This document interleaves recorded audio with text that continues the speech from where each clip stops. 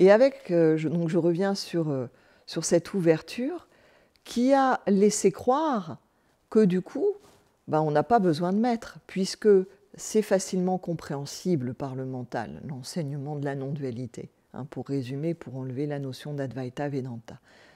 Est extrêmement simple à comprendre, le mental le comprend et va adorer parce que là, à nouveau, il peut être le roi de son royaume, Atum, dans l'enseignement égyptien. Il peut, là, à nouveau, il va pouvoir régner, il peut régner au summum du règne possible, puisque d'un seul coup, il est Dieu. Je suis Dieu. C'est la compréhension donc du mental. Et qui va dire, puisque c'est aussi simple que ça, tout est cela, le mental identifié, va dire, ben, je n'ai pas besoin de maître, je n'ai pas besoin d'instructeur, j'ai besoin de personne, que moi, je suis cela.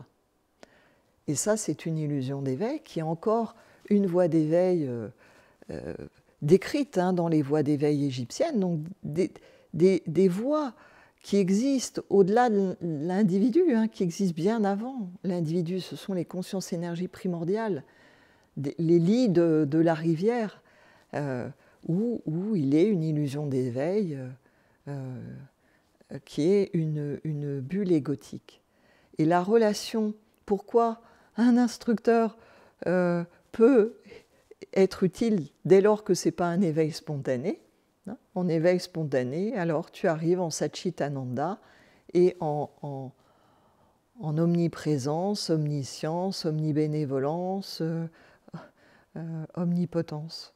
Mais ce n'est pas les tiennes. Donc sinon, oui, l'instructeur va jouer le rôle, on peut l'appeler, en Inde on les appelle des gourous, des maîtres, des instructeurs. En Occident on les appelle beaucoup des amis sur le chemin, des amis spirituels. Quel que soit le terme utilisé, donc ben déjà aller vers un être qui a réalisé cela. L'être qui ne l'a pas réalisé n'a pas moyen de savoir qu'il a réalisé ou pas, parce qu'il n'y a pas de signe extérieur de réalisation. Juste se fier à ce qu'il y a au plus profond de lui, au plus profond de son être, et en imaginant, en partant sur la base, que l'être va trouver un instructeur, un ami sur le chemin qui est réellement réalisé, eh bien c'est je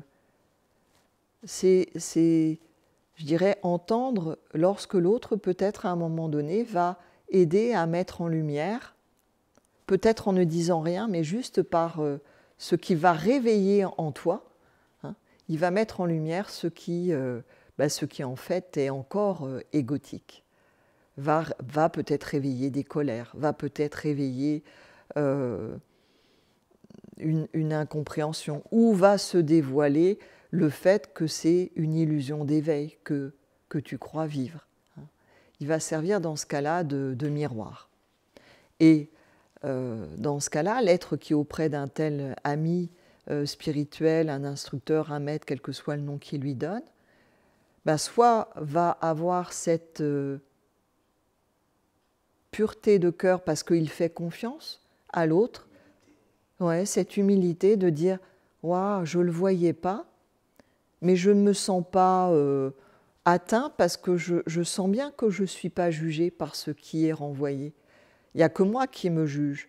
Donc, si je suis en train de me juger ou que je me dis « Ah non, mais ce n'est pas possible », d'aller explorer cela. Voilà. Donc, il permet de révéler, de mettre en lumière ce que peut-être on n'a pas envie de mettre en lumière dans certaines voies d'éveil, parce qu'en fait, sur ces 9 voies d'éveil, il n'y en a qu'une qui amène véritablement à l'éveil. Toutes les autres sont comme des cul-de-sac, en tout cas en Égypte. Mais l'être va les explorer, toutes ces voies.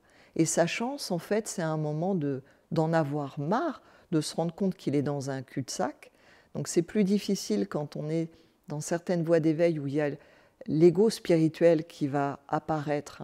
C'est les voies de terre et les voies d'eau, où là, l'ego spirituel apparaît, où peut y avoir illusion d'éveil.